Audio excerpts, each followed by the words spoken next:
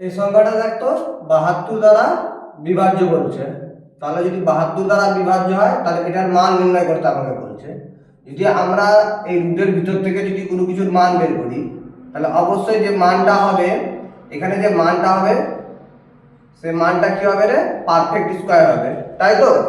তো perfect square যদি হয় তাহলে এর মানটা আমাকে দেখতে হবে। যদি 8 বের হয় তাহলে এখানে এর মানটা কত হওয়া উচিত? অবশ্যই 64 হওয়া উচিত। যদি 6 হয় তাহলে কত হওয়া উচিত? 36 হওয়া উচিত। আর যদি 13 হয় তাহলে 169 হওয়া উচিত। আর 14 হলে 196 হওয়া উচিত। আমি দেখে নিই এটাকে কি হবে। আগে আমরা দেখি, এটা হচ্ছে 72 দ্বারা ডিভিজিবল বলছে। 389x6378y, এটাকে বলছে 72 দ্বারা ডিভিজিবল। তো 72 যেটা ভাগ করা পসিবল না এত বড় সংখ্যাকে। আর 72 যে দেওয়া আছে, 72 কি কি দিয়ে তৈরি? 72 কে আমরা ফ্যাক্টরাইজেশন করলে কি হবে? 8 × 9, যাদের আমরা কি জানি? ডিভিজিবিলিটি জানি, যে 8 আর 9 এর ডিভিজিবিলিটি জানি। তাহলে আগে আমি 8 এর রুলস খাটাবো, 8 এর রুলস খাটাই দেখবো যে কি হচ্ছে। 8 এর ডিভিজিবিলিটি রুল কি বলে? যে শেষের তিনটা সংখ্যা যদি 8 দিয়ে ভাগ যায় তাহলে গোটা সংখ্যাটা কি 8 দিয়ে ভাগ যাবে। তাহলে আমি শেষের তিনটা সংখ্যা 8 দিয়ে ভাগ করি, তাহলে 8 9 72, পরে থাকলো কত?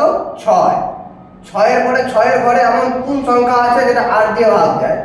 তাহলে 6 এর ঘরে কত আছে? 64 আছে। তাহলে 64 থাকলে পুরোপুরি তিনটা সংখ্যা ডিভিজিবল চলে যাবে, তাহলে গোটা সংখ্যাটা 8 দ্বারা ভাগ চলে যাবে। যদি এই সংখ্যাটা আমাদের 8 আর 9 দ্বারা ভাগ যায় তাহলে আমরা বলতে পারবো যে গোটা সংখ্যাটাই কি হচ্ছে? 72 দ্বারা ভাগ যাবে। তাহলে y এর মান কত পেয়ে গেলাম আমরা? 4 পেয়ে গেলাম।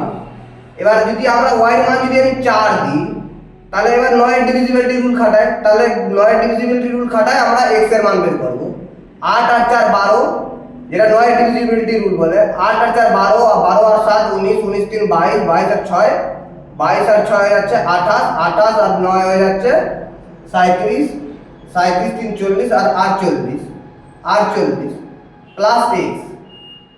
9 এর ডিভিজিবিলিটি রুল বলে যে এদের সব আর সব সংখ্যার সাম যদি 9 দ্বারা ভাগ যায় তাহলে গোটা সংখ্যাটা কি হবে আমাদের?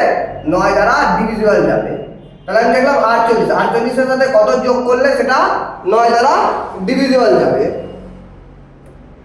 তাহলে আমি দেখলাম x এর মান দেখি বসায় কত হচ্ছে?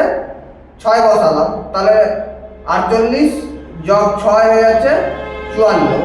54 কে আমরা 9 দিয়ে ভাগ করলে পুরোপুরি ডিভিজিবল চলে যাচ্ছে। তাহলে x এর মান কত আসলো আমাদের? 6, তাই তো রে? তাহলে কি হলো? 6 × x এর মান কত বাড়ালো? 6, y এর মান কত বাড়ালো? 4 × 6 প্লাস 7 × 4, তাহলে কত হচ্ছে? 36 আর 28 64।